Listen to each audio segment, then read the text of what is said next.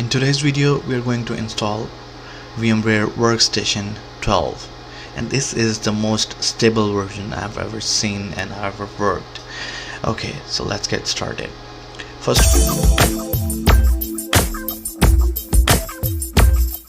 of all, you may find the download link in the description. You can download the software and just simply follow the steps I'm going to perform.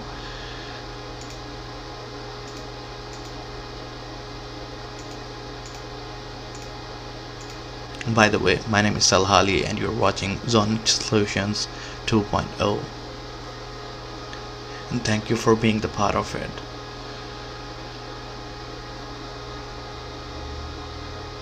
Alright friends, software is installed. Let's finish, and you must restart your system for configuration changes. Okay, I need to restart my computer. We'll right back.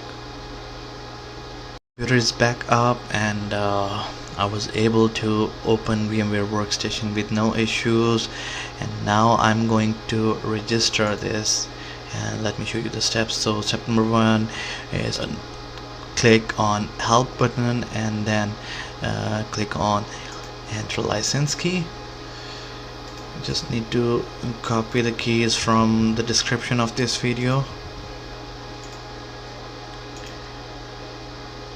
and that's it. Now your software is registered, and you can create a new virtual machine, whatever you want, typical or custom.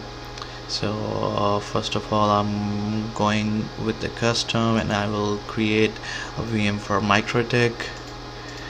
So I'll use the same version, and I will use this ISO file,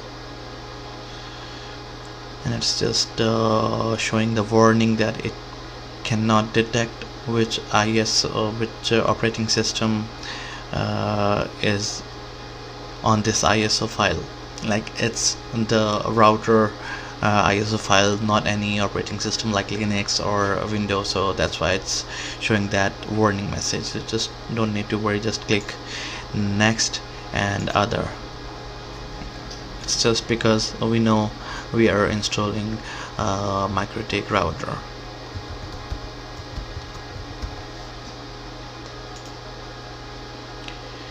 Okay, and I will assign 2 cores and 1 processor, and I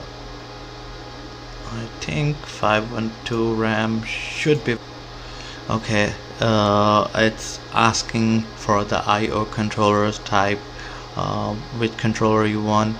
It's iSCSI controller, so I'll select the recommended one.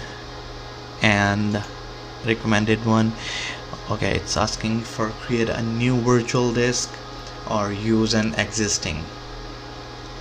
I'll go with the create new disk. Okay, here it's asking for the size or the capacity of the hard drive you're going to assign to the VM.